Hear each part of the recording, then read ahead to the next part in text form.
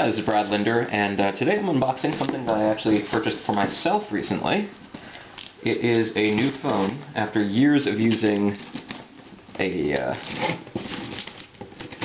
standard cell phone, or a dumb phone if you will, I decided it's time to get myself a smartphone, and getting one of the nicest ones available right now, which is the Google Nexus One running Google Android.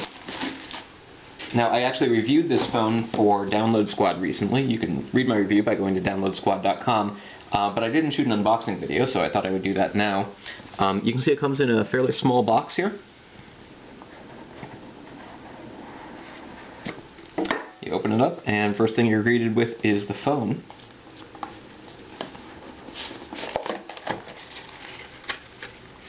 And some other stuff underneath it. So you get a little slip cover for the phone with an Android on it.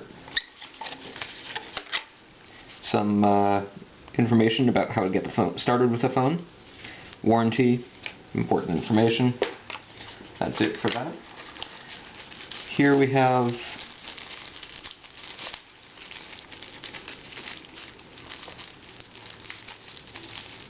a couple of different things. We've got some earbuds. And these earbuds actually also, I believe, have a controller for the fast forward, rewind, pause buttons, so that you can use the media playback while you're on the phone, and vice versa. And I don't know for certain whether there's a microphone in here to actually use it to make voice calls.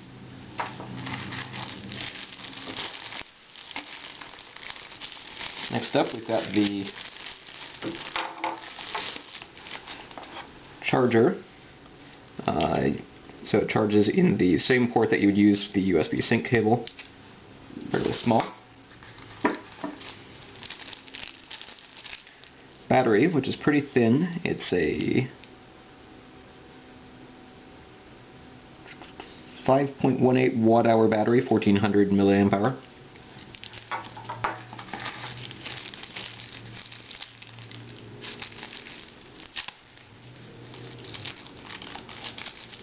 This guy that doesn't want to come out of the plastic is a USB sync cable, or actually a USB transfer cable. The phone doesn't actually synchronize with your computer. Instead, you would use this to either charge it by plugging it into a computer or transferring data.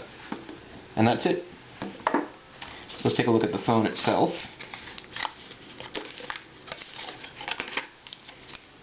Covered with a little bit of plastic.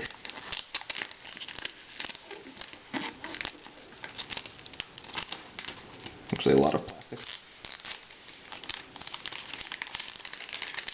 Okay, so here's the phone. It's got a 800 by 480 pixel LED OLED display. It's very bright and pretty glossy, as you can see.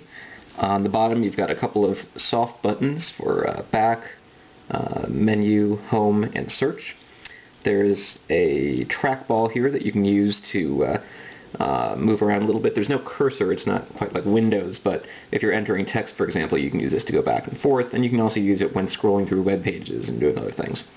On the bottom, a couple of contact points for the optional dock, which I did not order at this point, that USB or charging connector.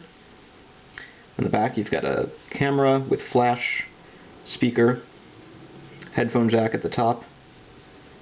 Sorry, not speaker, microphone. Actually, I'm not sure. I think speaker here. Not entirely sure what that is. And that's pretty much it. Pretty sleek. You can open it up by pushing.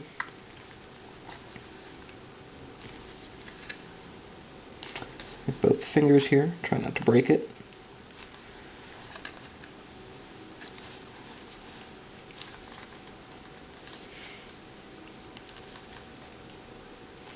Okay, well, I'm going to do that later when I'm not on camera so I can put the battery in.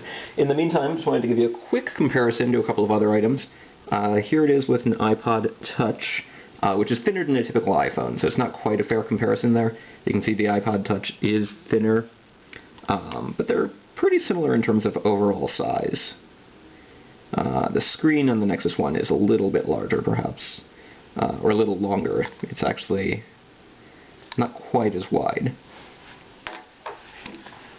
And for comparison's sake here too, this is, instead of a smartphone, I've been carrying around an old-fashioned PDA for a long time. This is a Dell Axim X50V, and you can see that the Nexus One is significantly smaller.